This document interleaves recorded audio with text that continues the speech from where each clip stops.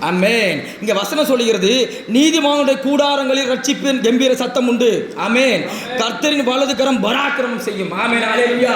அவருடைய கரம் பராக்கிரமம் செய்யணும்னா அது யாருக்கு செய்யுமா? இது யாருக்கு அசாத்தியமான காரியங்களை செய்யுமா?